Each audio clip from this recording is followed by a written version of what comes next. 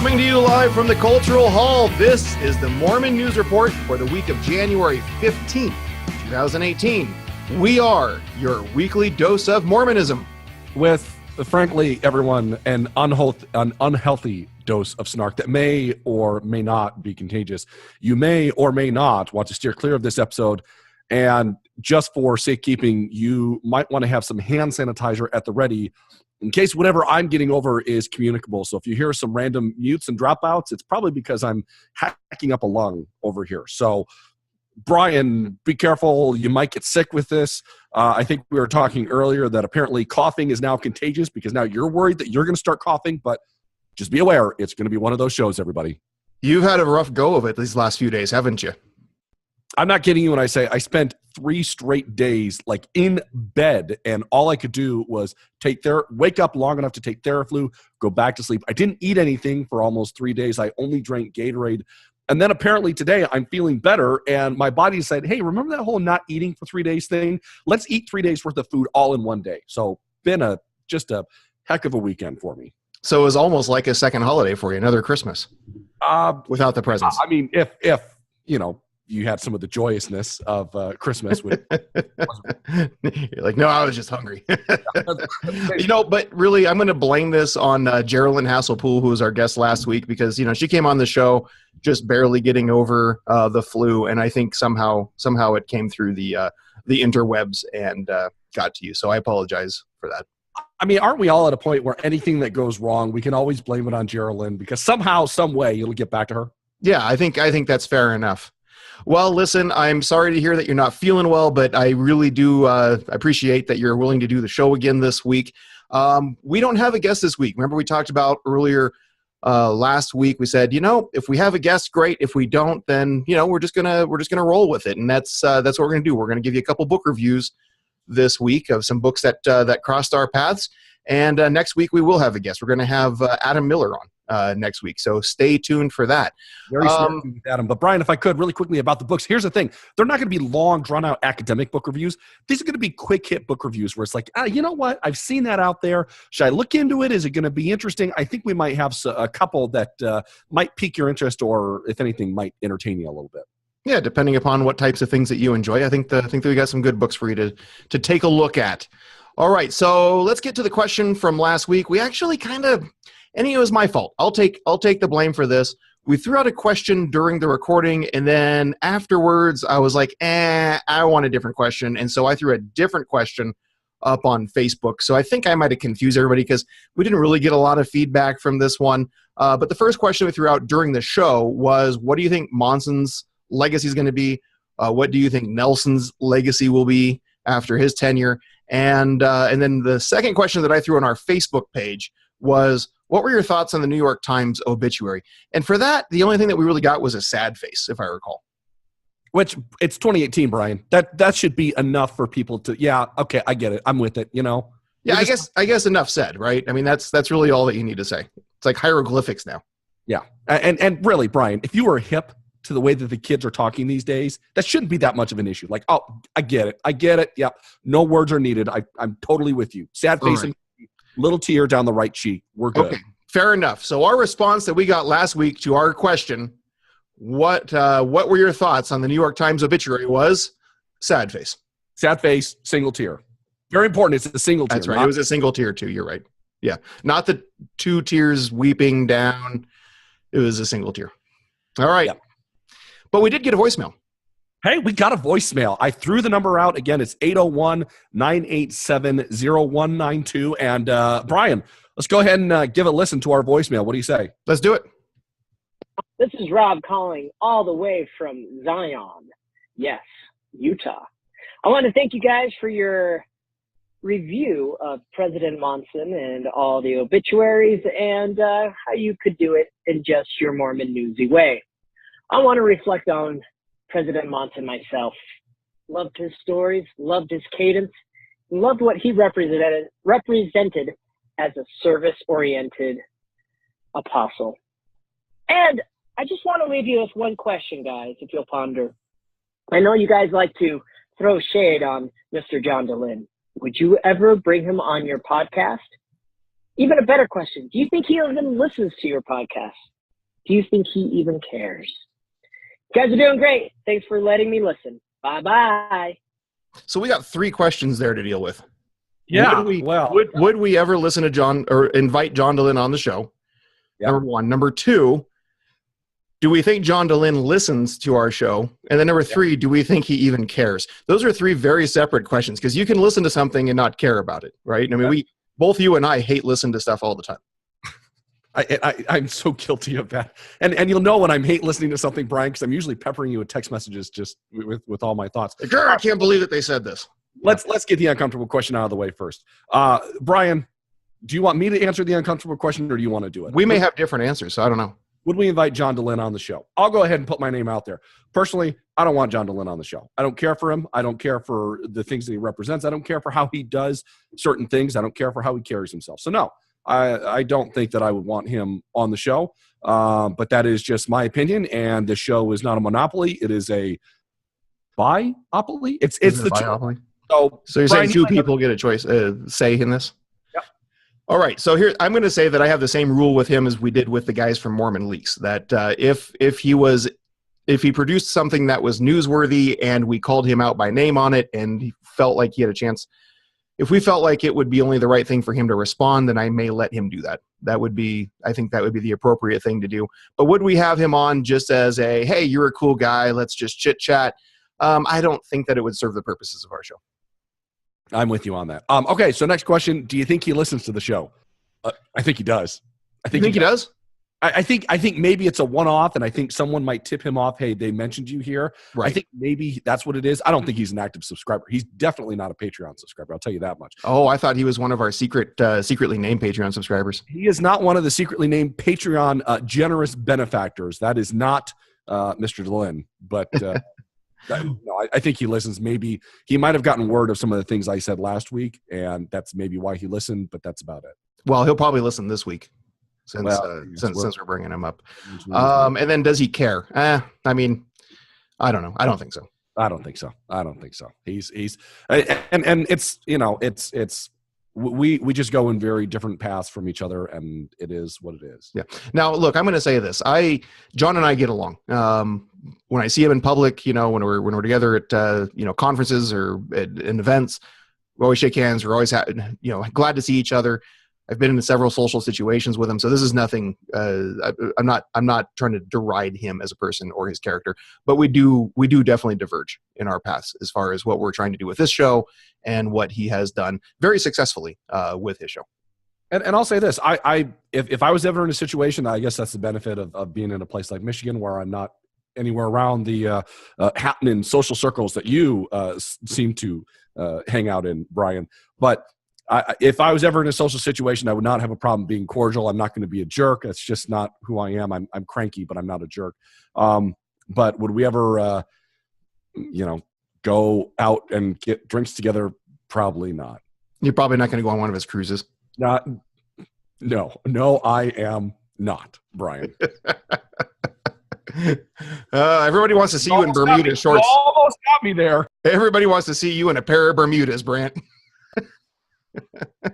Bermudas with Brandt. That's a new thing. There's international laws and war crime magistrates and situations that have been set up. That's not happening. Let's get on with the news. We have a lot to pound out this week. Holy moly, this is a really big week. So here's what we're going to do, everybody. We've got a lot of stuff to get into. We're going to do some quick hits first, and then we'll get into the deep dive with a couple of things that are going on with the passing of LDS Church President Thomas Monson and the succession that will happen on Tuesday, which we'll get into with President-elect, President Russell Nelson. So here's something that happened on Sunday night. Last Sunday night, the 2018 Golden Globes happened, and many females at the Golden Globes were dressed in very conservative black attire, and they were protesting the culture of sexual harassment that had long defined Hollywood. Sounds good, made news. Brian, I think it's something that you and I would say that was a very profound statement to see them make. Awesome. Let's go to Monday, January 8th. LDS Living Magazine had a post titled Modest Dresses from the 2018 Golden Globes with the following. This year's Golden Globe saw an unprecedented number of celebrities sporting modest dresses. While we understand modesty encompasses so much more than merely what you wear, we wanted to compile a list of some of the stunning modest dresses from the red carpet to provide inspiration and demonstrate that style does not have to jeopardize modesty to be fashionable. Brian, I will say this. This is one of those stories where Mormons are going to morm, and Jana Reese had quite a few strong words. Here's what she said. You think, did it occur to anyone working on this story that there was a reason for that, the black modest dresses that they were wearing? Celebrities were, quote, sporting modest dresses, end quote, as a form of protest. The fact that they were almost all wearing black, which is not even mentioned in the LDS Living Roundup, could be regarded as a clue because they're sick of women's bodies being objectified, judged, and treated as property. Because Me Too is true of too many women. So Mormons respond by dishing out more of the same, objectifying and judging women's bodies and perpetuating the lie that women exist for purposes of ornamentation, as if critiquing women's attire is a Mormon right, as if we are divinely appointed to praise women whose fashion choices conform with our own narrow and culturally conditioned standards. These were not stunning, modest dresses from the red carpet, end quote. They were intentionally somber dresses that were selected to make a point. She went after them. A point LDS Living could not have been thicker about missing. And Brian, this is when Jana's at. When Jana gets a little bee in her bonnet on some of these things, she's at her best. Because I was sitting here going, you are exactly right. Like, what is it with Mormons? And I don't mean this to act like I'm different from other Mormons, but what is it about members of the LDS Church who are just so desperate to have somebody to be able to say, please pay attention to me or justify me or give me something to look to so that I can feel comfortable about what I'm wearing, that we have to sit there and go, oh, see, those celebrities there are modest. So that means we can all be modest and it's okay. How about you just you do you and I'm going to do me and we'll be fine with that. Here's the kicker though. Late on January 9th, LDS Living updated his website to reflect the actual reason these women were wearing the dresses as a solidarity movement with hashtag Time's Up, a movement protesting sexual harassment, assault, or abuse in the workplace. However, this is what JAMA includes. The magazine has since revised its copy without explaining that it had done so. So you know what they did? Oh, wait a minute. People are starting to catch on to this. You know what we're going to do? We're going to go ahead and slip this in there without including an editor's note that we made a mistake, and everything will be fine. And thank goodness that Jana took a screenshot of what originally happened so that people could see what was going on. Brian, I get this. Look, I am a father of daughters, and this is probably going to be something that we're going to have to deal with as my daughters get older. This whole concept of modesty within the LDS Church and the way that some prominent women, whether it's in Hollywood or wherever, dress, and how does that reconcile with LDS beliefs and things like that. I'm not prepared to get into that discussion, all right? Look, my kid's just happy to be wearing My Little Pony pajamas, all right? So I'm not worried about that kind of stuff. But I will say this. It is so incredibly frustrating that we are so desperate to almost feel like there's a justification out there instead of just saying, okay, this was a thing and it happened, and look, I really don't care what celebrities are wearing.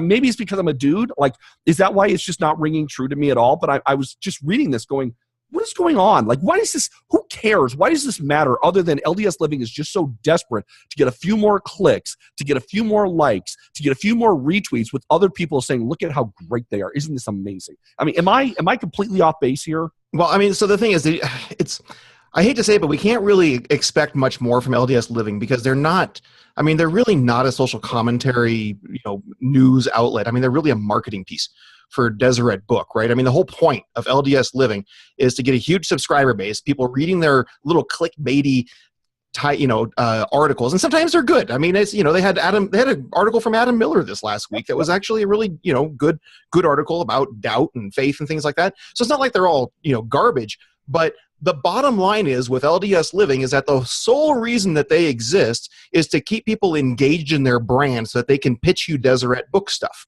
That's why they exist. So it doesn't surprise me when they come up with shallow nonsense stuff is like this, where they're just where they completely miss the point of why these women were dressed this way, and they throw out this modest is hottest crap on us. And like you said, let's validate our views on our rhetoric on modesty by looking at what these celebrities are wearing, which is just disgraceful. And it's also, in my opinion, harmful to the message that they were trying to put out, which is, again, it's lifting up this Me Too movement and saying it's, the time's up, right? Time's up for men to for getting away with this behavior in public. Now, here's the deal. I'm actually not mad at LDS Living for doing this. Oh boy. Okay, let's hear it. Hear it. I'm not mad at them for doing this. It comes down to disappointment, right? But I'm not angry because I know what they're about. So it's more of a I knew what you were when I picked you up. So it's not right. My expectations for LDS Living is not the same as my expectations for the Boston Globe or for the Washington Post or for the New York Times or even for that matter the Deseret News. Although the Deseret News is just like barely above it, in my opinion, in a lot of their pieces. But I don't expect really quality reporting from LDS Living. But on the other hand, when they do, so I understand, you are not expecting to be thoroughly and deeply intellectually stimulated and engaged through LDS Living, because Brian, if you're not, you are missing out on something very, very choice in your life. No, that's why I listen to the Mormon News Report, Brandt. There we go. That's brilliant. At any rate, I'm not mad at them for this, but I'm also glad that Jana picked up the story and said, look, this is the stupid stuff that we do. I think it's hilarious that they went in and kind of snuck in a little bit of a correction to the article without making note of it, because it was like, oops, okay. They got a little bit of mud in their face, and I love that they just kind of went in and quietly corrected it. But that's not the first time that we've seen that. Do you remember that story of the kid who was left in what canyon was it? Bryce National Canyon. Yeah, Bryce National Canyon. And then his grandparents ended up picking him up and talking him into going on his mission. And so LDS Living puts out this article on this. You recall this? We covered this story, and then everybody blew up over it, saying this is not a faith promoting story. This is an awful story of parental abandonment and abuse, borderline abuse. And then they like quickly flipped it and said, oh no, we'll just make it an inspiring story about how Grandpa encouraged him to serve a mission. This is the same thing that they're doing. This is their modus operandi. They put out this shallow stuff without even thinking about how it's going to come off. And then somebody catches them and they go, oh crap, let's just go ahead and revise the article. But I will say this, like they have considerable reach. And so while I understand it and I'm kind of with you about, look, I know what you are when I pick you up. So I know whatever. At the same time, I'm glad that with their considerable reach, you have people like Jana. And I would even say you have people like us who are holding their feet to the fire and saying, you, with your considerable reach, you should have more ethical responsibilities, and you should be a little more careful about what you're doing instead of just drivel like this. So speaking of impressions that people might have about things, let's get into another interesting story that happened this week. This is from Gallup. Trump approval was the highest among Mormons and the lowest among Muslims. Oh, my goodness, did this create a big stir? A Gallup tracking poll conducted in 2017, which is important. It was released in 2018, but it was conducted during 2017 based on 122,000 interviews. It's a daily tracking poll, so they were getting in touch with people day after day after day. Found that by religious identification, 61% of Mormons, which is a sample size of about 2,200 Mormons, approved of President Donald Trump, which was the highest among the religious groups tracked, and 18% of Muslims, a sample size of 890, approved of President Trump, which was the lowest of those groups. So the Mormons, out of all the religious groups, were the highest, and the Muslims were the lowest. A couple interesting things about this.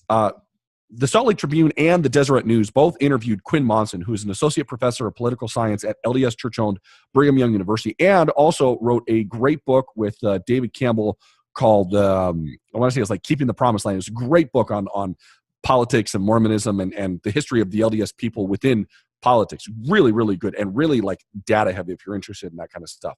So this is what Quinn told Peggy Stack at the Salt Lake Tribune.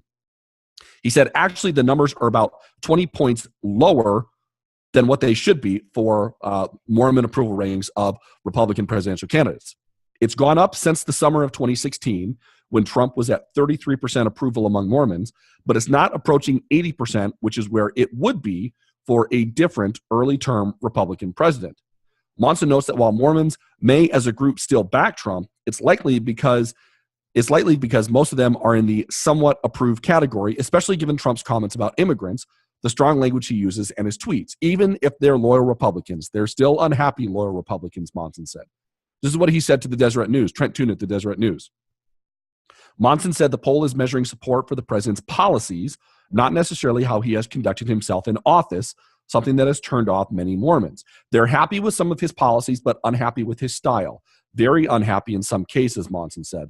With a normal Republican president, I would expect his approval among Mormons to be in the high 70s, or as he told Peggy Stack, in the 80s. I bet you it's somewhere between the 70s and the 80s, which is where they should be. Well, that's an interesting take on it. I think he sheds a little bit of light on this, but it raises a couple of questions, right? Like, what did the poll actually ask? First of all, right? How was this phrased? Was it really phrased towards policy versus personality? I do think it's really interesting that he said that that it may, you know, among Mormons for early term Republican presidents, you would expect to see something more along the lines of 80% approval rating, and the fact that it's at 61% shows that Mormons actually are not as ecstatic over Trump as they may have otherwise been with another candidate. I mean, I can guarantee you that if it was Romney in the office, he would have had a 95% approval rating easily from Utah. So those are some really interesting things, and I think that when I came across this news, I was like, "Are you kidding me, Mormons?" Yeah. Like, because my feelings towards Trump. I've made that plainly obvious. Trump is, for me, he's a joke and he's an embarrassment in the White House, and I disagree with almost everything that he says and does. But I was just like, oh, you got to be kidding me! 61% of you. Like, I just wanted to run away and just go hide for a while and be like, okay, you guys are nuts. But I think that Monson kind of helps me cool down a little bit and say, okay, so what we're saying is that Mormons are even more nuts about Republicans than this usually. Right. Yeah. Well, and I think there's another thing that should be taken into consideration. They're talking specifically. So Quinn is comparing this 61% against first term early Republican presidents. Right. And so even if you think about that, if I'm just going back in my head, you've got George W. Bush, you've got H.W. Bush, you've got Reagan. Which I'm sure Reagan did quite well here in Utah. Yeah, but Reagan was doing well everywhere in the 80s, right? And then I think it would probably be Ford, but I don't even think back when Ford was in office, I still don't think that we had the strong Republican streak that we see now within Mormonism. So even still, you're only looking at 3 presidents that you could really go back at and compare. And so basically what I think is it's that 61% is interesting, but we're still in this phase of let's continue gathering data and compare it against what's going on. Additionally, I think that politics right now is a lot more fractured. And so even within the Republican-leaning Mormons and conservative-leaning Mormons, you had a big fraction of them that split off from the Donald Trump movement and were gathering with Evan McMullin. I know a few people who are really strong supporters of Evan McMullin. So you start putting all that together, and it doesn't surprise me. I still think that 61% is high, and this is something I think that is also important. Monson questioned the poll having a single category for all Protestant and other Christian faiths that included evangelicals, who make up a significant portion of the base for Trump support. So I didn't go through and list all the different religions that are included, but it is interesting that there are some notable, I don't know how you would phrase it, but not exceptions, but groups that are singled out, like the LDS people within the modern Christian movements. But then there's also these huge lumpings together, and I'm sitting there going, that's a little weird to be doing it that way, considering all the different stripes that you might have.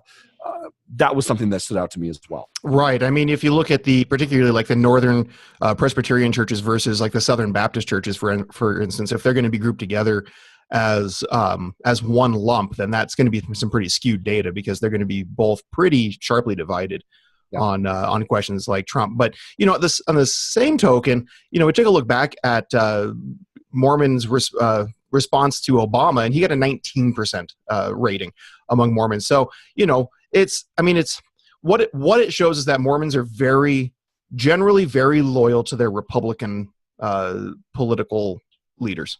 Yeah, and I would even say with Obama, though, one of the big differences with Obama was Obama beat Romney. And so, but then again, you're talking about Obama. If you're talking about a first-term Obama, he would have beaten McCain at that time. And I don't know that this was first term. It may have been the end of his presidency when this number came up of 19%. Maybe he had a higher during his first term, during his first year, and it went downhill from there. I don't know. But point being, I think the numbers, there's more to dig into with the numbers. I think that 61% could be jarring for some people, especially if you're already not a big fan of President Donald Trump. But I do think that once Gallup starts maybe potentially releasing some of the questions that were asked, some of the ways, the methodology that they were using for this poll, I think it'd be interesting to dig into. But Brian, we're not done with the Trumper. So we have a little bit of a rule on the podcast when it comes to our language, right? And I think you and I were going back and forth about this. What's the rule that we have as far as the I guess the level of language we're supposed to use? Are we allowed to say naughty words? Well, I mean, we try to keep the show family friendly. We try to keep it something that people could listen to in the car with their kids in the back seat and not worry too much.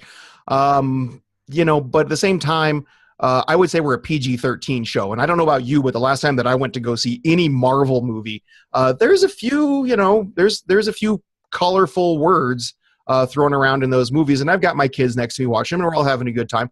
So this is my general rule.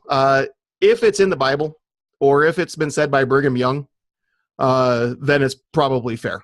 So, okay. And that's kind of how I live my life. I mean, Brian, I don't think you can go wrong basing your language on a prophet of God in the LDS Church. I mean, I not that I want to get all preachy and everything, but, you know, Brigham Young was a prophet and, you know, okay. So that being said, everyone, I'm going to forewarn you, I'm going to say a bad word. This is from the Washington Post.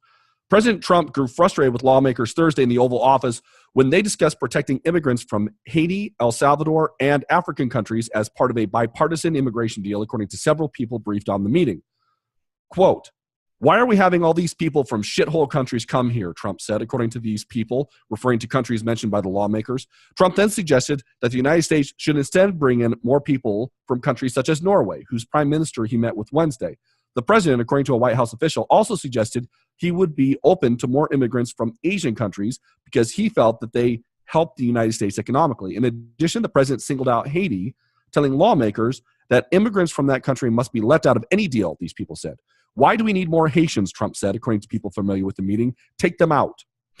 So before we continue with this, we're not a general news commentary, show.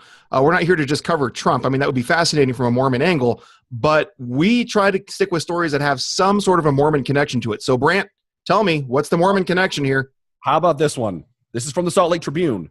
Utah's Mia Love, the only Haitian American in Congress, said Trump should apologize for his S-hole comment. This is what Mia Love said at the Salt Lake International Airport as she was coming back to Utah. "The president's comments are unkind, divisive, elitist, and fly in the face of our nation's value," Love said in a statement, noting that her parents, Mary and Jean Maxime Bordeaux, immigrated from Haiti and made their home in America. Quote, "This behavior is unacceptable from the leader of our nation." Her parents, she said, took an oath to their adopted country and took on the responsibilities of everything that being a citizen comes with. "They never took a thing from our federal government," she added. "They worked hard, paid taxes, and rose from nothing to take care of and provide opportunities for their children. They taught their children to do the same. That's the American dream." Mia Love said, "The president must apologize to both the American people and the nations he so wantonly maligned." Love talked to the media at Salt Lake International Airport on Thursday night after getting off a plane. Quote, "I doubt that a comment like that would have been made if someone like me is sitting across the table from him," Love told KUTV Channel 2, which is big and bold, especially because Mia Love is still a relatively junior member of the legislative body. But I'm reading that going, wow, I'm really glad that you said that, because I don't think that is something that a lot of people take into consideration. The fact that we sometimes need to think of what would these comments be like if someone else was in the room. And I'm not saying that as far as like measuring your comments to making sure they were being said respectfully, but I also wonder if that is Mia Love potentially taking a shot at the potential lack of diversity that is in the Donald Trump bubble. Yeah, I mean, this is what I have to say to Mia Love. Thank you for this. Good for you. Good for you. And thank you for writing this. President must apologize to both the American people and the nations that he so wantonly maligned. I mean, it coming from you, this is a powerful statement. When you ended this statement, you said, "I doubt that comments like that would have been made if somebody like me was sitting across the table from him." Maybe. I mean, you never know what flies out of the guy's mouth. He probably wouldn't even realize that you were, Haitian descent, to be honest with you. And you'd throw something out and then, you'd be like, "Well, actually, my parents were from Haiti," and he would just make a joke out of it. But probably say something. I love the Haitian people. They're great people. I was not talking about your family. I was talking about everybody else. But the Haitian, they're great people. Yeah, great people. It's just the country, right? I mean, not to get off the Mormon angle here, but I love that Trump was like, why don't we get more Norwegians? The Norwegians are sitting there going, why would we want to come to your asshole country? But they're like the wealthiest people. Aren't they like the wealthiest per capita people in like the entire like globe or something like that? And like highly educated. They've got healthcare paid for by their taxes, education paid for by their taxes. They're living pretty good over there, and they're just like, yeah, we'll take a pass on that invite. So here's the thing. Listen, I'm the type of guy, I could twist a Mormon angle into anything. Here's an interesting Mormon angle for you. Not that I think that Donald Trump is measuring his reelection chances based on if the Mormons are going to vote for him, but I will say this. Even though there might not be a sizable, and I'm not even going to pretend that I know the number of Mormons that come from any of those countries that he mentioned, right? However, do not discount the fondness that Mormon missionaries feel for the countries that they served. And I'm sure there's probably been a significant amount of Mormon missionaries that have served in those countries. And all of a sudden you're like, buddy, I lived there for 2 years. No. You do not have the right to say that about a country that I lived in. Because I'm from South Korea. So anything that happens with North Korea and some of the stuff that's going on in South Korea right now, I'm very sensitive to it. And I'm not even going to act like I am one of those people who lives through this stuff day after day. But there is a fondness. Part of my heart does lie in South Korea, like so many Mormon missionaries with some of these other places. And so, yeah, there is a Mormon thing. Not that the Mormon return missionaries are going to be the deciding factor in Donald Trump's reelection or not. But still, it's just another step that the president has taken to, from what it seems like, make another boneheaded comment and continue to lop off another potential reelection side. And I'm just sitting here going, like, aside from just the incredible callousness and insensitivity and boorishness of this comment, this isn't even smart politics. Smart politics is you want everybody to vote for you. So you're buttering everybody up. You're doing the opposite. So I don't even know. I think you raise a really good point though about, so oftentimes when I think about, immigrants and refugees, I think about early church history, because I mean, really, to be honest, let's just be honest. The church wouldn't exist without immigration. I'm talking early church history. I'm talking like 1850s church history when we set up like the Perpetual Immigration Fund, and we started bringing people in from Great Britain, from Scandinavian countries, from Holland. And if we didn't have Europe, we wouldn't have survived. There wasn't enough Mormons in America for us to survive. Right. It would have been very difficult anyway, or we would have survived, and it would have just been a really small, kind of isolated movement like the Shakers or something like that. But I mean, except we had kids. But at any rate, the point being, because of that, I think that we have a legacy and a groundwork laid down of being pretty pro-immigration. But you brought up something, because again, my mind always goes back to history. You brought up something really important, that our missionaries are out in those fields, and any time that you get people out in the fields where they're getting more exposure to diversity of culture, to international customs, to the ways that people live, it breaks down a lot of those stereotypes, and it breaks down a lot of those assumptions that people have that we're dealing with, awful people or uneducated people, or whatever the case is. And I think that for Mormons, we should be particularly sensitive to that, because that's one of the benefits of serving a mission, right? I mean, if you're lucky enough to get a foreign mission, but heck, even if you aren't, even if you're sent to the south part of the United States, it breaks down some stereotypes. Or potentially Detroit, Michigan. Yeah, or Detroit, Michigan. Yeah. I mean, I have all sorts of stereotypes about you people in Detroit. Anyway, so Brian, speaking about presidents, the peaceful transition of power. No, we really don't have that too much within the LDS Church. Anyways, Brian, we can't get enough of this New York Times obituary. It feels like it's like literally last week's news, but it's still going on. So file this one. You know what? Where we had that, modest Golden Globes dresses thing, now Mormon's going to Mormon section. Let's just go ahead and tuck this one right behind that. This is a petition from change.org that is calling on the New York Times to apologize for the obituary they wrote for LDS Church President Thomas S. Monson. This was by Nathan Cunningham of Sparks, Nevada. The New York Times recently wrote an obituary of Thomas S. Monson, formerly president of the Church of Jesus Christ of Latter-day Saints. Instead of highlighting the positive aspects of his life or a neutral statement about the facts of his life, they decided to attack and disparage his character and used his obituary as a political statement against him and the church as a whole, and tweeted a clickbait headline to attack even further. Fidel Castro and others have had more neutral obituaries, which shows this is either a direct attack or a complete misunderstanding of religions or religious people. We recognize that all people, including the New York Times and its authors, have the right to free speech and free press. However, an obituary should not be used as a political platform. We are asking the New York Times formally apologize for this bias in reporting and present an honest, neutral, and balanced obituary. And as of tonight's recording, this obit has this change.org petition has over 190,000 signatures. Brian. Oh, so many thoughts. Hot take when you saw this change.org position, because Mormons, stop. You're embarrassing me. Stop. Just let it go. And I mean, I love this question. Would they write a similar scathing remark about the Pope? Yes. Yes, they would. I'm sorry, but that's what they do. And yeah, I mean, I agree. We went off on this New York Times obituary last week, and we called it, something that was a bit more of a hit piece than it was an obit. And I still stick by those words, but I got over it, right? Like an hour later, I got over it. I wasn't like, we should start a petition. Maybe that'll change things. I mean, that's just, okay.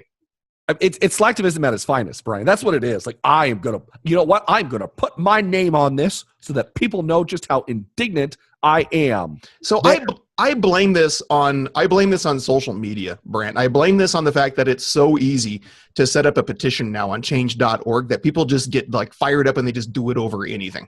Right. So, I mean, Hostess changes a chemical in their Twinkies and we file a freaking petition. Is it going to be one of those old man Brian, shakes fist? You kids.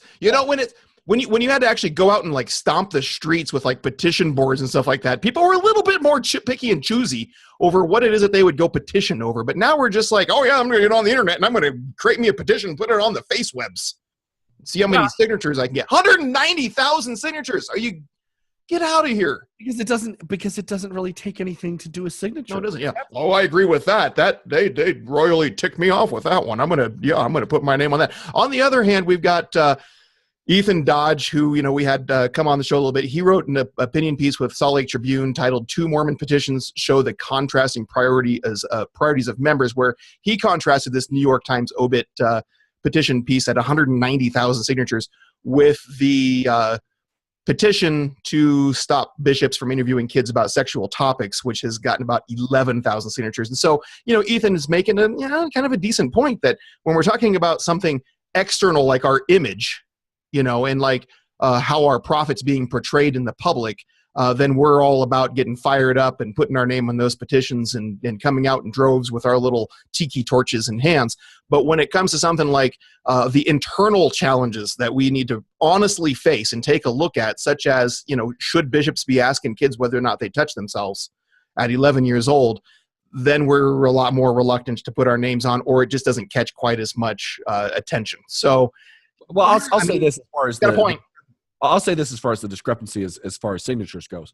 That change.org position against the New York Times, that was the equivalent of Hulk Hogan, swinging his hand around and then cupping it to his ear to see what the crowd was going to say. Like, that's essentially what that was. It was an easy one. It's just a please be nice to us. Please like us. Please like our prophets because we're really good people and our prophets are amazing. And please don't say anything bad about them. That's all it was. It was just groveling. It's groveling. But here's the interesting thing.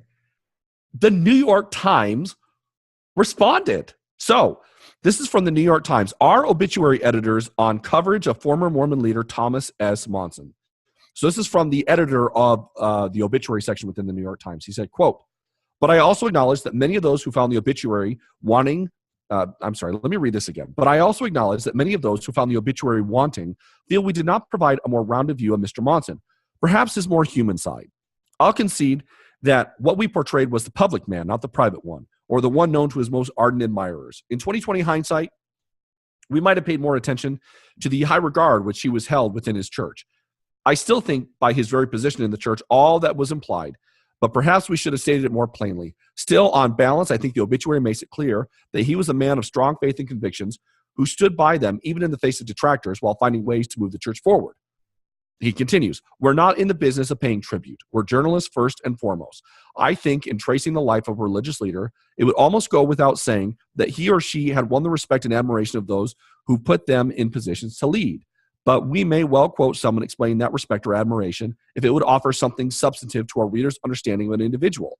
In other words, we're not going to quote someone simply saying, Mr. Smith was a wonderful person, but we will quote someone saying why he was, which was an interesting way to respond to, obviously, I think some of the traction that some of the different outlets covering Mormonism picked up, plus the petition, plus maybe a couple of other more conservative-leaning outlets who were writing about this.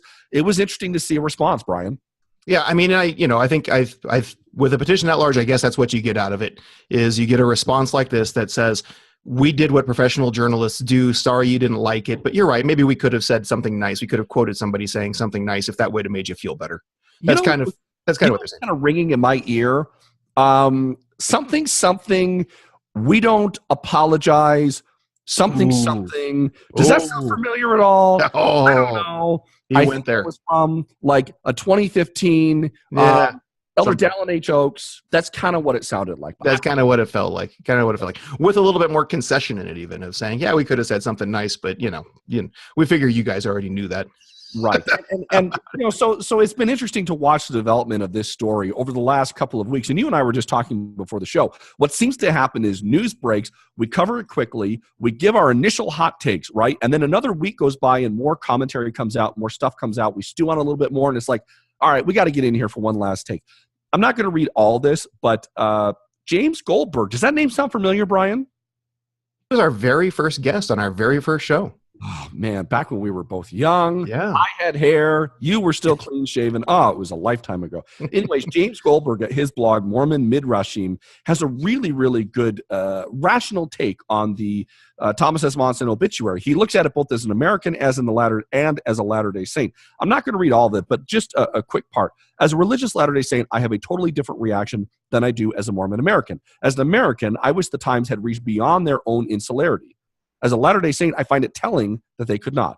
The superficiality of the Times response is a witness to me of the depth and significance of a spiritual version that even their substantial resources do not allow them to access. And I'd recommend that everyone read this. It was a really good take. Another quick take.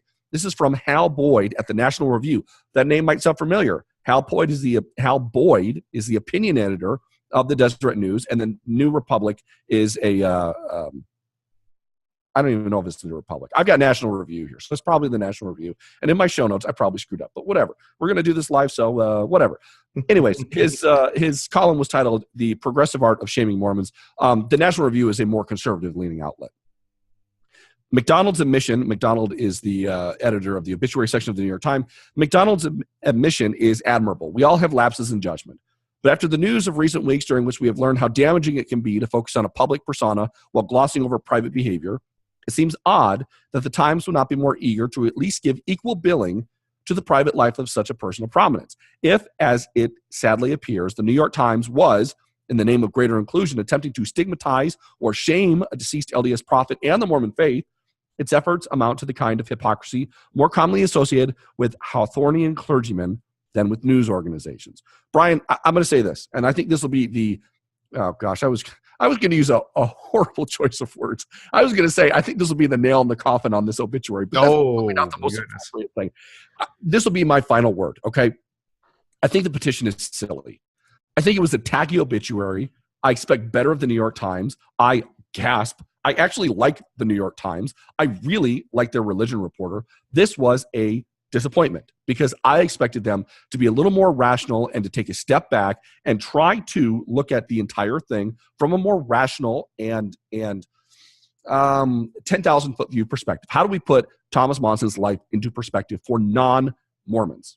Well, and to me, it felt like the writer of this obituary didn't really know that much about Thomas Monson. It felt to me like he went through perhaps the archives of the New York Times to see what articles had been published that mentioned his name in the past, maybe did a Google search. I mean, the fact that one of the few quotes that he does have in there was actually from a Baptist counter cult ministry tells me that he wasn't really digging into this very deep. It was kind of an assignment that he had to get done and out of the way, probably didn't care that much about who he was, and probably had no idea that he was going to offend, almost 1 million people, enough to sign a petition. Whereas you could look at someone like Lori Goodstein from the New York Times, who is interviewed and and talked with people when she does stories on Mormonism, such as Phil Barlow, Richard Bushman, Terrell Givens, Steve Evans, which, by the way, that's actually a really weird random one to include with those three luminaries, Bushman, Barlow, Givens, and Steve Evans. But I digress. Anyways, you've got a group of people that she talks with who are really, really good minds to talk to about Mormon things, and she really legitimately tries to do a good job covering Mormonism. How do I know that?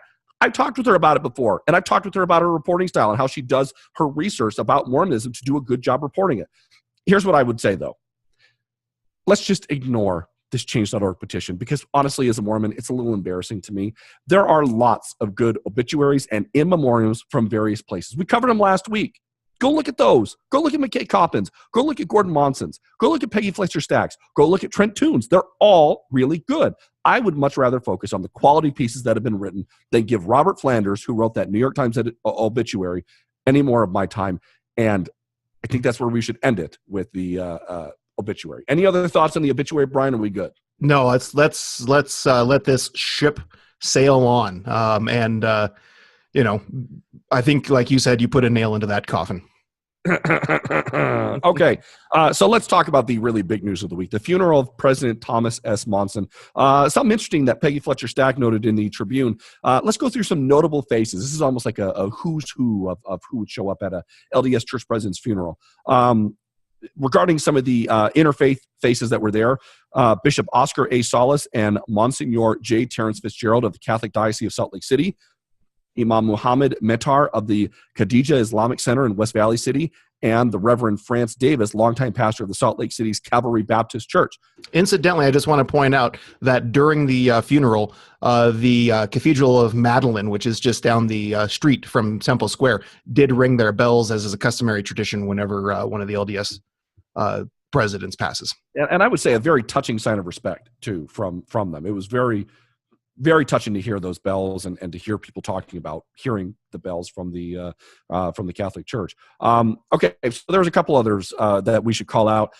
Political dignitaries. Senator Orrin Hatch, Republican from Utah, and Utah Governor Gary Herbert were there. A few rows behind them were former GOP presidential nominee Mitt Romney, Senator Mike Lee of Utah, Jeff Flake of Arizona, and Dean Heller of Utah, along with some of the Utah reps Rob Bishop and Mia Love, Lieutenant Governor Spencer Cox, all of whom are Mormon. Even farther back from that row was Salt Lake City Mayor Jackie Biskupski, Salt Lake County Mayor Ben McAdams, and a number of Utah legislators. So there was a decent amount there, Brian. Some quasi celebrities, I guess you could say, or something like that. So we got to talk a little bit about this funeral. And I should probably say it in a little bit better inflection and intonation than that. Let's just run through the program. The opening prayer was by M. Russell Ballard. The first speaker was Ann Dibbs, who is President Monson's son, and Brian, it is escaping daughter. I'm sorry, daughter. Listen, cold medicine. Medicine, right?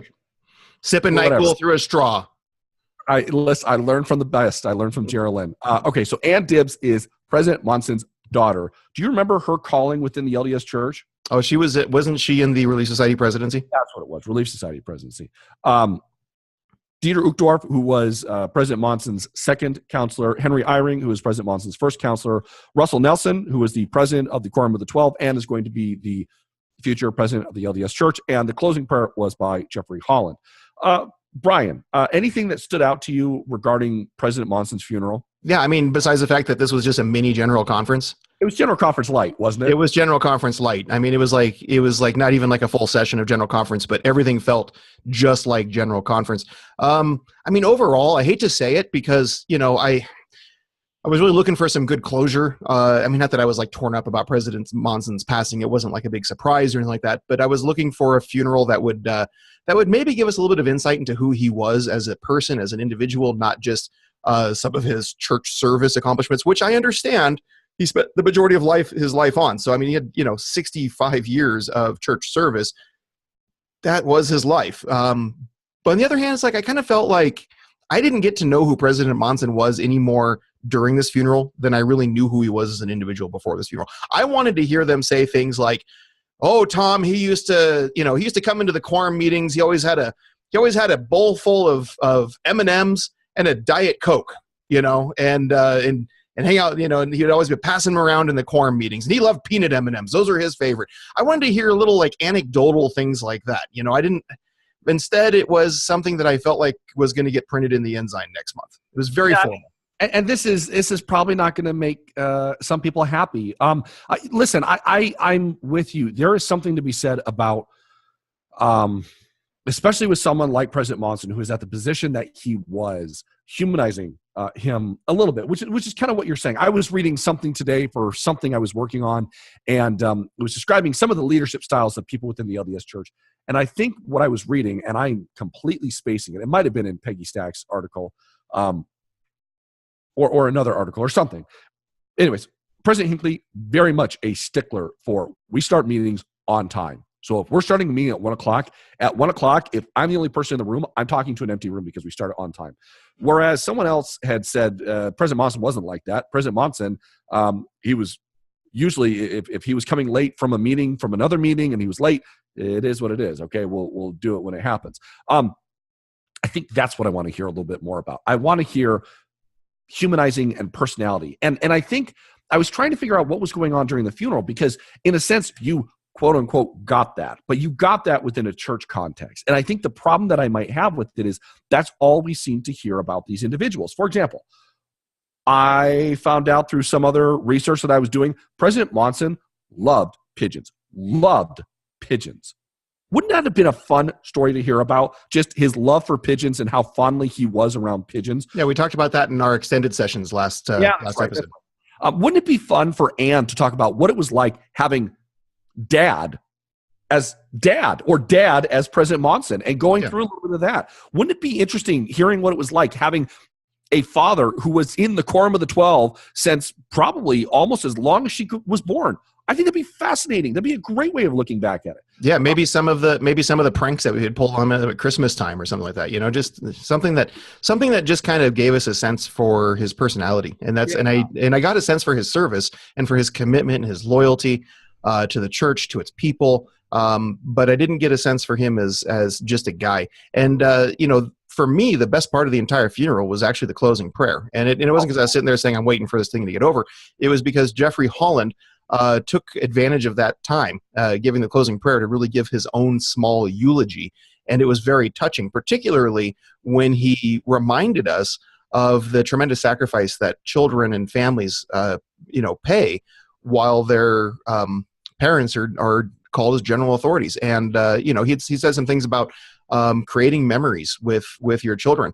And it was really touching to me, because that's something that we don't think about. We don't think about the struggle that it is for children of general authorities to feel the same kind of to get the same kind of memories and the same kind of connection with their parents that the rest of us just take for granted.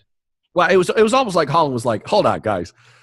Y'all are not very good at doing a eulogy. So guess what? You're going to give me 5 minutes for a closing prayer. I'm going to take every single second of those 5 minutes, and I'm going to give a proper eulogy in the form of a closing prayer. Because that's what it was. I was sitting there going, there we go. And it's not like it was there were some touching personal moments. I believe Eyring brought up the fact that he was at President Monson's bedside when he passed away. Very touching moment. And one of those things where I would, in my mind's eye, I totally see Eyring as being the type of person to do that. But what I felt happened, and this probably is going to tick people off, it was so completely sanitized, and it was so completely it is exactly, it felt rehearsed. It was rehearsed. It was formalized. And I'm sure there are things that go into that. For example, the fact that it was going to be broadcast to millions of people if you were deciding to live stream it wherever you were in the entire world. They probably wanted to make sure that the talks could be easily translated so that anyone who was watching, and no matter what language, you would be able to get all that information. I get that. I also get the fact that you're doing live TV. You've got the lights. You've got cameras. You've got all that. I get it. But I also sit there and go, man, this is part of the problem that we seem to be having within the LDS Church. And I think this is a little bit of my frustration that I had with some of the speculation that was going on this past week about the personality of Thomas Monson, because I've heard some things that would say that he is a very, very warm-hearted person. I've heard people say he has a photographic memory. That's the reason why he remembers every single one of those widows that he grew up with when he was the young bishop.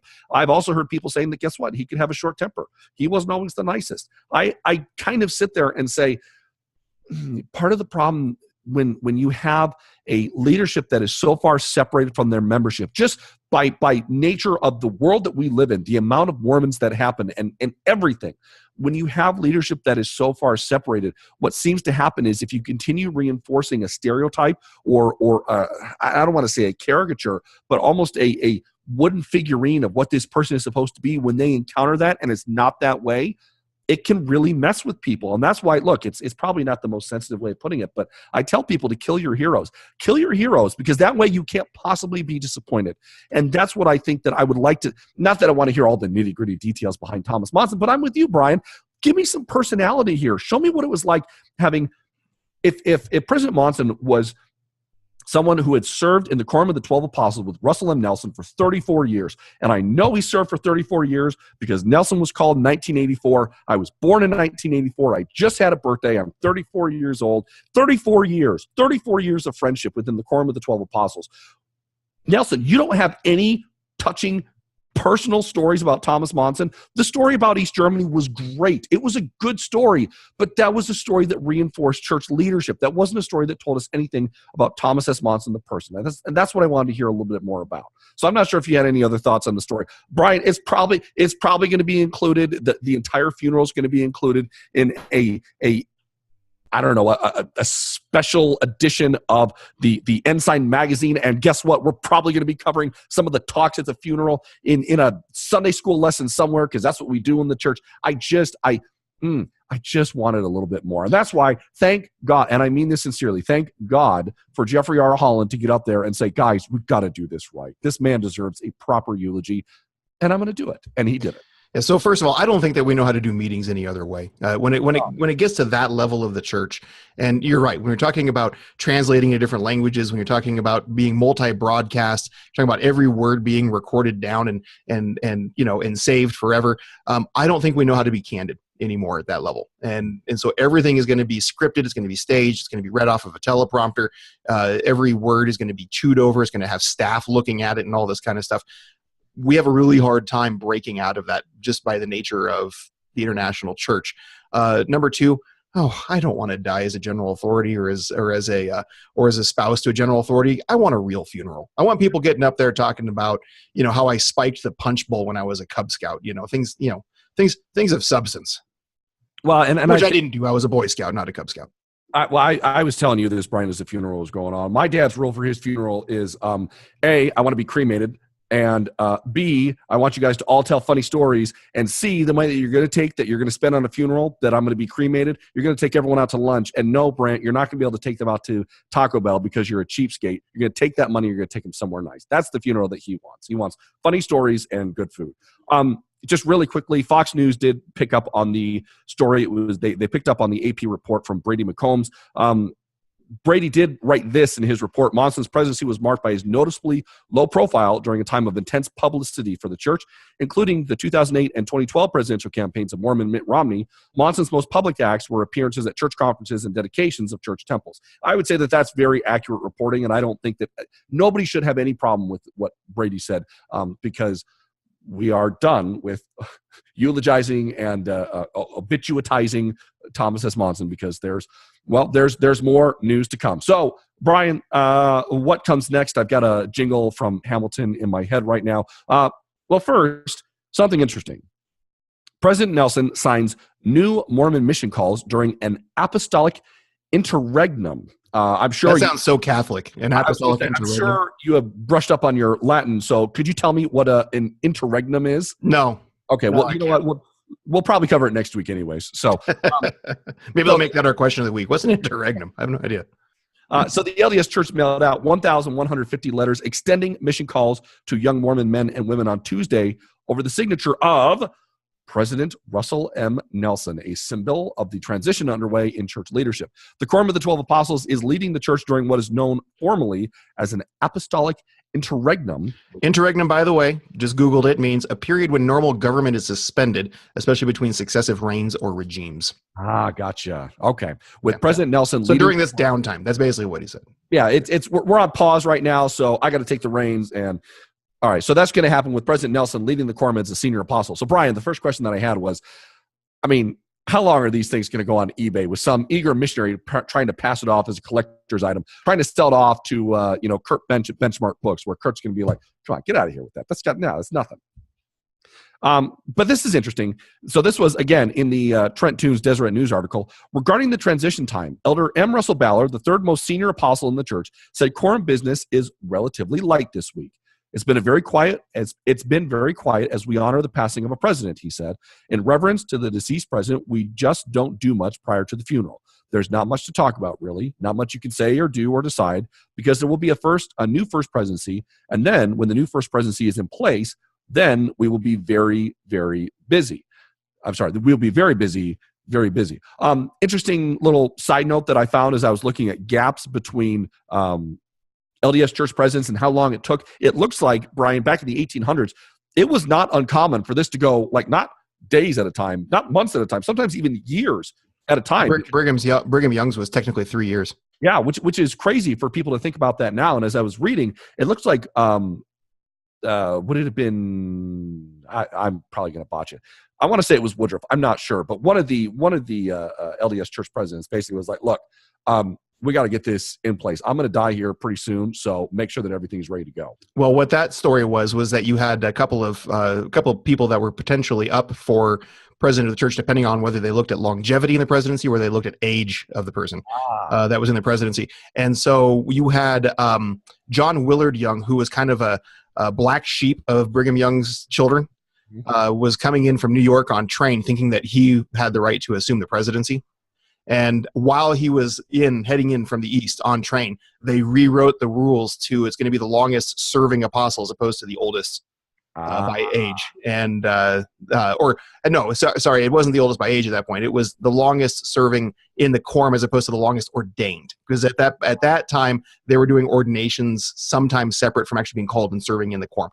And so although John Willard had been ordained since he was 11 years old, to be as an apostle, he had not served in the quorum, and that got him the boot out. But yeah, that decision was all made very quickly as he was heading west to take his proper position over church leadership. They're like, oh, no, we know all about you, and we're gonna make sure that this goes to. We're not doing this stuff. Yeah, right, exactly. So that's the story behind that, and ever since then, it has been longest serving in the quorum. Which leads us to the president of the quorum. And I would also say it also speeds up that process, because you after the death, okay, so this is how it's going to go. Let's go through. And I don't mean to be making light of it. This is actually what happens. We'll go through. We'll do our fasting and prayer. We'll do our normal time in the temple, and then we will all get together and we will have the discussion. Yeah, mostly just to make sure that we feel good about the incoming president, right? That's or the incoming presidency or whatever the case may be. It's not a decision of who's it going to be. It's going to be is this the will of the Lord? And I guess one could say, are we of one heart and one mind about this decision? Yeah, I think that's the best way to put it. So let's get to the really, really big news. I don't know, Brian, would it be inappropriate or sacrilege to call this Tuesday Super Tuesday? I think we should keep that for any successive successions. We should keep this as a Latter-day Saint Super Tuesday.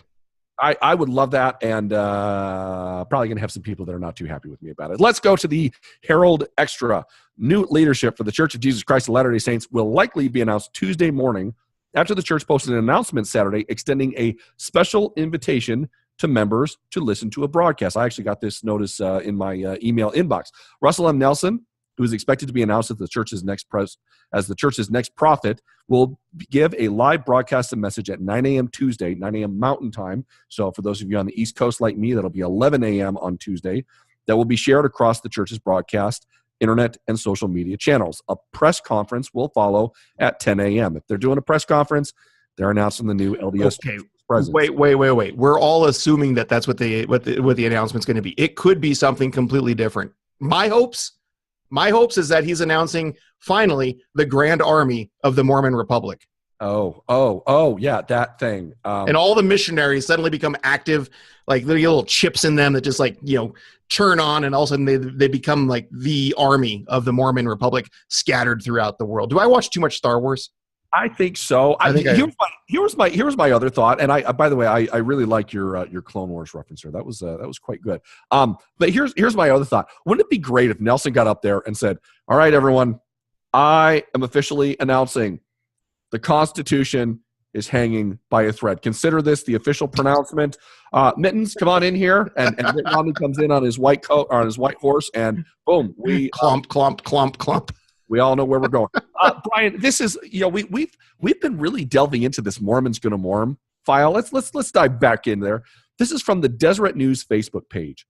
In an unprecedented move, President Russell M. Nelson, president of the Quorum of the 12 Apostles, will introduce the new leadership of the LDS Church on Tuesday during a live broadcast at 9 a.m. Mountain Standard Time, end quote.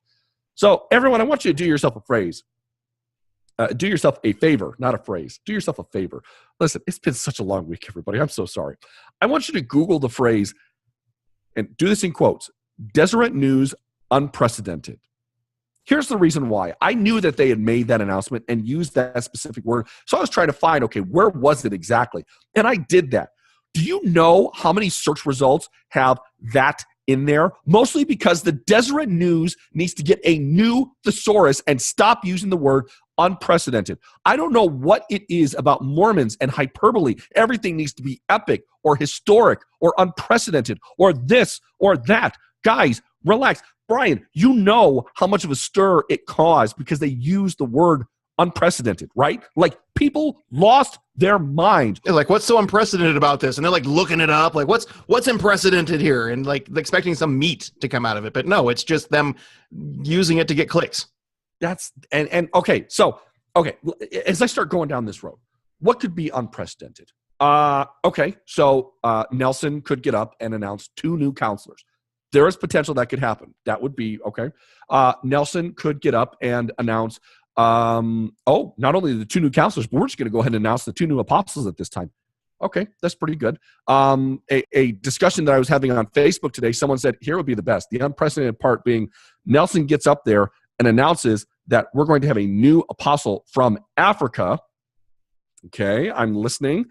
And then proceeds to call Christoffel Golden, the white man from South Africa, who is currently in the Quorum of the 70 as the new apostle, which I thought that would be like the best troll job of anything. Like, I won't be happy, but at least you'll get a couple chuckles out of me. So here's the thing. This could be unprecedented because it's Nelson's first press conference. Sure, could be that way. This could be unprecedented because it will be live streamed. The church is going to be live streaming this through LDS.org. That's the most likely option. It could be unprecedented because Nelson might shake up the first presidency counselors. It could be unprecedented because the Deseret News and many Orthodox online Mormons love hyperbole. How about we just relax? How about we just see what happens? How about we not worry so much about what's going to happen and just let it happen? Because, guys, I'm going to be honest with you. Y'all are going to be disappointed. Nothing's going to change. It's going to be Nelson. He's going to retain Eyring. I'm sorry, Brian. I'm stepping all over your hot take territory, but I am on a roll. It's going to be Eyring. It's going to be Uchtdorf, and nothing is going to change. It'll be fine. It'll be fine. Don't work yourself up. Just relax, everybody. But I still have these dreams. I still have these dreams, though, that he is going to get up on camera and he is going to announce emeritus status for all general authorities. He's going to put on a golf hat and he's going to go right off into the sunset because he's 93 years old and he deserves it. Is it going to be a red hat with white lettering? I hope so. No, I hope not. I'm kidding.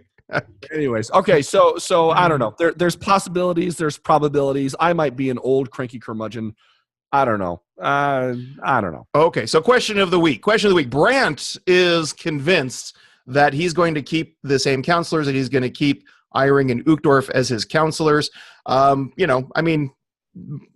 a traditionalist, and I think that he's smart enough to know that releasing at least Uchtdorf might be seen as a political move. I don't know how much he cares about that, but what do you guys think? Is he going to keep his counselors? Is he going to change them over? Is Brandt right? What's your over under on this? Yes. What are you willing to put down on this?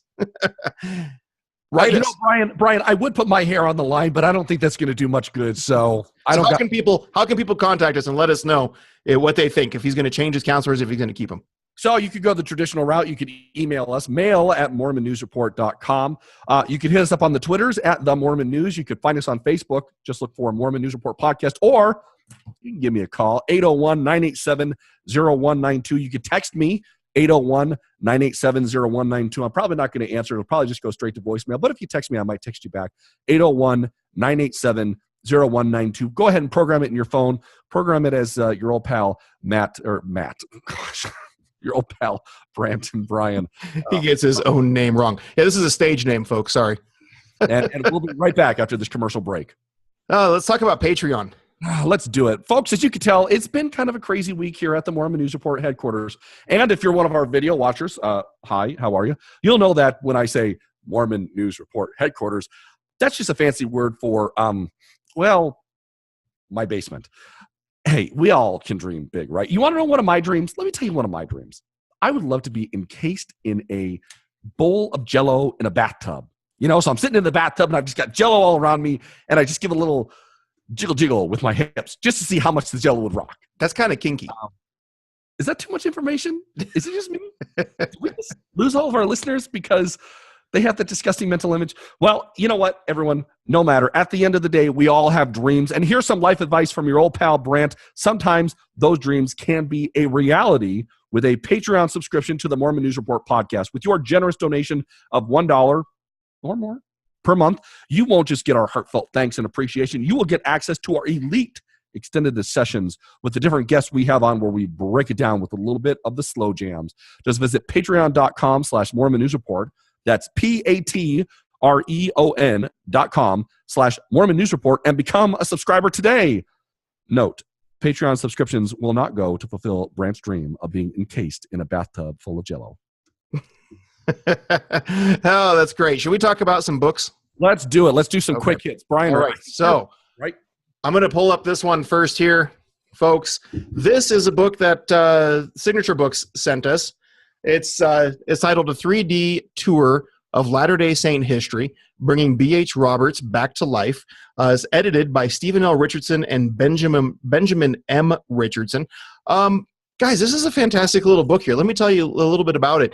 So it's a reproduction of 12 stereographs. Now, these stereographs are the old-timey type photos that were done in the late 1800s, early 1900s. They would usually have two images side by side, kind of like when we were kids, we had these Viewmasters, right? And the way the Viewmasters would work is you'd put your face in these in the plastic Viewmaster thing. You'd have a little round disc, and it would have two images side by side. And when it pulls it up, and you're looking at it through the two different lenses, it would look 3D. It would pop out, right? So if you get that concept, then you get the concept of this book. Except this is like early 1900s Viewmaster type stuff. These were photos that were taken of important church historic sites that ran from Palmyra all the way over west to Salt Lake City. And it was originally a box set that was sold in 1904. They're all reproduced in this book. Now, because people don't use stereographs anymore, and they don't use these they were made out of wood at the time, these wooden stereographic glasses and goggles. Now what we use is, 3D, like the blue and red, two different tone colored with the glasses. So that's what they did in the book. For every image that they did, they created, and it's hard to see it on here, but they created an image here that was made out of blue and red, and then they gave you, in the front of the book, a pair of actual 3D glasses that you can use to see the image. And let me tell you, it works. Those images really pop out, and it's a heck of a lot of fun to be able to watch. So getting back to the original intent of this, again, it was a box set that people could buy, and people actually went door to door to sell these things for this company that reproduced this. So you get a box set of these 12, or sometimes it wasn't 12 images, it was like 80-something images, and they were pricey at the time. I mean, the equivalent of today's money was about $175 for the box set. And then if you wanted the viewer along with it, that was another $25 in today's money. So it would run you a couple $100 in order to get this box set and this viewer to be able to entertain your family. But it was popular. And the reason it was popular is because this was at a time before there was really a national or international highway system. So people weren't traveling as much.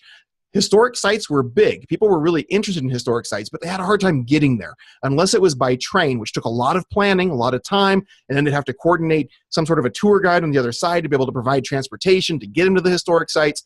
This was a way before television to get basically a tour of church history sites into people's homes with these images. Now, B.H. Roberts was contracted by these folks that went around and took these images to write up a little pamphlet to go along in the box set. And he wrote up a 132-page pamphlet titled The Latter-day Saints Tour from Palmyra, New York to Salt Lake City. And that originally accompanied this box set. So what Signature Books has done is, beyond just reproducing these images, they've also included all of the text from B.H. Roberts in his 132-page pamphlet. And so there's 38 images total. And it's a narrative. It easily walks people through church history tours from Palmyra, moving through the Homestead, Hill Cumorah, Kirtland Temple, Carthage Jail, Nauvoo Mansion, Beehive House, the Great Salt Lake Pavilion that used to exist on Great Salt Lake, which was phenomenal, and more. And it ends with who at that time was the current president of the church, who was Joseph F. Smith. So this is a fantastic book. It's a truly beautiful production. They did a great job reproducing these images. They did a great job putting the narrative around it. It's a great gift book. And for those who tend to think of Signature Books as maybe critical of Mormon faith and publishing, books that tend to trend on the more negative side, this book is not one of those. This book is, the narrative, the text in it is by B.H. Roberts. So that's about as church-friendly as you're going to get on it. It's a great book. I highly recommend it. You can pick it up at Benchmark Books, Written Vision in Provo, Weller's, or if you're not in the Utah area, pick it up off of Amazon.com. And I will say this. I think that this is really where Signature shines, is doing really, really good historical work that you might not see anywhere else. And it's one of those things where it's like, man, I love when Signature does stuff like this. So let's talk about another book. This book, again, if you're watching us on the camera, I'm holding it up for you right now. This book is called Knowing Why, 137 Evidences That the Book of Mormon is True, edited by John Welch, Neil Rappleye, The Smooter, Stephen O. Smoot, David J. Larson, and Taylor Halverson.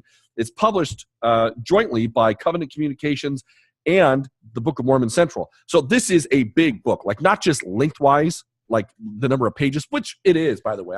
It's fairly big, but it is big. It reminds me of a textbook. That could be a good thing. That might not be a good thing. It depends on what you're interested in. But I think what does show is this is a book that is thick and that they actually spent some time as far as how they wanted the book to look. It is full color. Every single page is in full color, and they've got a lot of pictures in there. And each of the 137 evidences that they talk about is about one page front and back. So I think there's some benefit if you're the type of person who maybe wants to pick it up, read one of the 137 evidences that they talked about, get a little bit of information and move on. Or if you're someone who wants to focus on an entire section, maybe even an entire section of the Book of Mormon, which is their main focus, and they go by different books.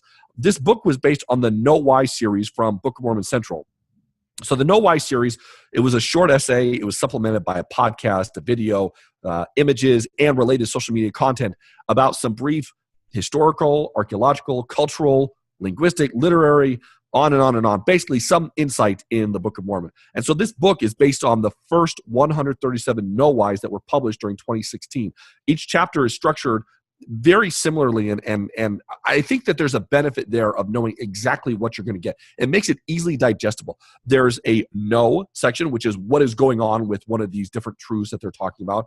A why section, this is why it's relevant or important, and a further reading section. So if you're like, oh, that's interesting, I want to get a little bit more out of there, I'd like to know. For example, number 72. Oh, isn't this convenient? I literally just opened it up to say, okay, what's the first one that I find? Why are horses mentioned in the Book of Mormon? Brian, you haven't heard that one, have you? Like that's new to you, right? There's horses mentioned in the Book of Mormon?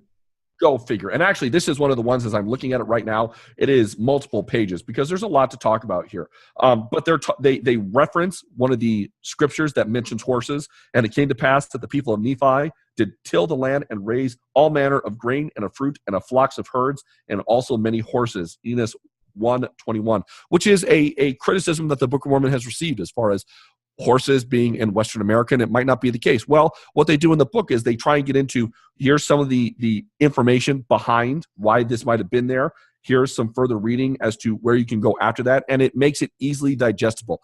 I really think that this book is probably perfect for someone like your dad who really loves his subscription to the Interpreter. Maybe your dad's like a gospel doctrine teacher who loves getting into some of the nitty-gritty details behind the Book of Mormon. This is definitely for him. Just a nice little nod. Again, I'll show it here on the camera for those of you who are watching us on the live stream. There is a picture right here of Joseph Smith with a hat in his hands, acting like he is looking into the hat. Very interesting. A nod to the Joseph looking at these seer stones. A couple of things that I would like. I would like an index to the book. That would be really nice, just so I could quickly go to the back and say, okay, here's one of the topics that I was looking at. It's not there, sadly, but the back of the book is basically just chock full of footnotes and endnotes. So if you're the type of person who loves going on those dives, those are in there as well. If you're looking for me to debate the merits of the book, I'm really not going to be able to do that. There are 5 very qualified editors with this, but these are also going to be editors who are going to be sympathetic towards the LDS Church and the Book of Mormon. I know Stephen really well. Stephen's a great friend of the show, and I think that he would fully support me saying that he is definitely someone who is a defender of the Book of Mormon and feels very passionately about the Book of Mormon. This book also feels very commercial, and I don't know if that's a bad thing, because I think when you're talking about some of the meaty subjects that they're getting into with this book, when it comes to things like archaeological records, that's not a bad thing to make it a little more presentable for the everyday audience. But I also don't know if this would be a book that would directly appeal to someone who might have some, how would I phrase it? Some of the more common critiques or concerns with the Book of Mormon. It does address some of those, so there's that. But I would say that they're probably looking for something a little bit different. All in all, it's a very interesting book. You can find it on the Book of Mormon Central website. You can probably find it at Deseret Book. BYU Bookstore most likely has it as well, and you can find it online at Amazon. So this is Knowing Why, 137 Reasons That the Book of Mormon is True. So continuing with talking about books, the next scheduled release from Greg Kofort Books, which is tied into sponsoring our show, is Whom Say Ye That I Am? Lessons from the Jesus of Nazareth by James and Judith McConkie. This book looks at the historical Jesus in his social and cultural setting and contrasts his interactions with individuals and with institutions. This book is getting a lot of buzz early on, so check it out at gregkofort.com. It's coming out on the 30th. I know there's going to be a few book release events for those who are in the Utah area. On the 30th of January, the day of its release, there will be an event at Written Vision in Provo where the authors will be speaking in a roundtable discussion. From what I understand, David Bokovoy will be joining them, and a few others will be discussing the historical Jesus. And on the 31st, they're going to be at Benchmark Books in Salt Lake City. So be sure to check that out if you're more in the Salt Lake City area. I believe that they're also going to have a forthcoming event at Weller's Bookworks as well, probably later in February. So definitely a great book coming out from them. And for those listeners of our show, Greg Kofort Books offers you 15% off of all books from their website, gregkofort.com. All you have to do is enter the word news report, which is all one word and all caps, into the discount code box at checkout to receive your 15% off. Orders over $50 qualify for free shipping to domestic customers, but those in the local Utah area and the Wasatch Front area are also welcome to stop by the Greg Kofort Books office to pick up their order. They do ask that you place the order online first, and then they've got a little selection boxes to shipping, and one of them is I'll come by to the office to pick it up. So you would just select that. So remember, gregkofort.com. That's gregkofort.com. Get your 15% discount by entering in news report, all one word, all caps, into the discount box at checkout. And Brian, if I'm not mistaken, James and Judith McConkie, one or both of them, are going to be future guests on the Mormon News Report podcast. Is that right? Yes, we're going to have them on here to talk about their book as well. Very So cool. look forward to that. I think it'll be coming in first week of February. And now for your moment in history, courtesy of our friends at todayinmormonhistory.com. Today is a double shot of Mormon history. First, from 5 years ago this week, on January 11th, 2013, the Let Women Pray campaign launches. This campaign encouraged individuals to write letters to general authorities asking them to schedule a woman to pray in general conference. Amazing that was 5 years ago. I can't believe it was 5 years ago.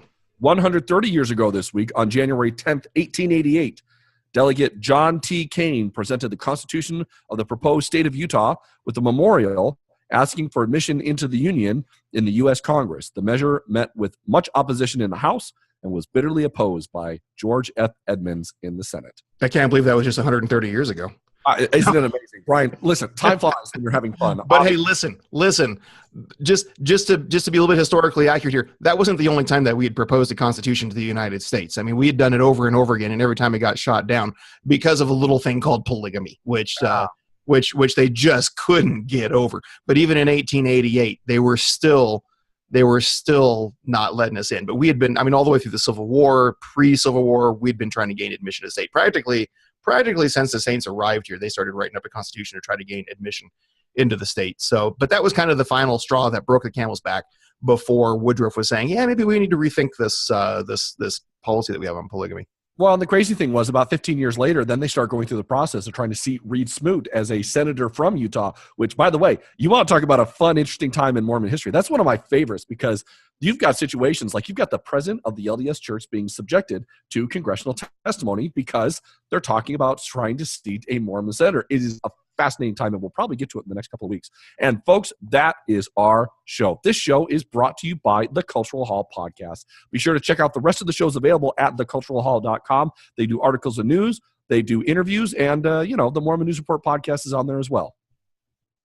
And just to update you on our iTunes reviews and Patreon reviews, guys, you pulled through for us this last week. We got 3 new reviews. We're up to 15 now. We truly appreciate it. We love reading them. You guys are saying some really nice things about us. It's really just warming the curmudgeonly cockles of both Brandt and I's heart.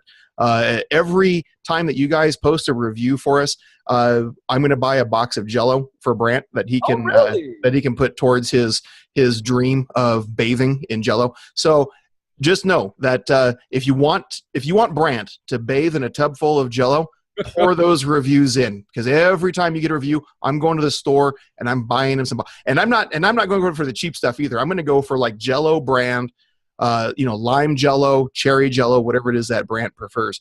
But really, folks, our goal is 20 reviews. We're getting really close at 15.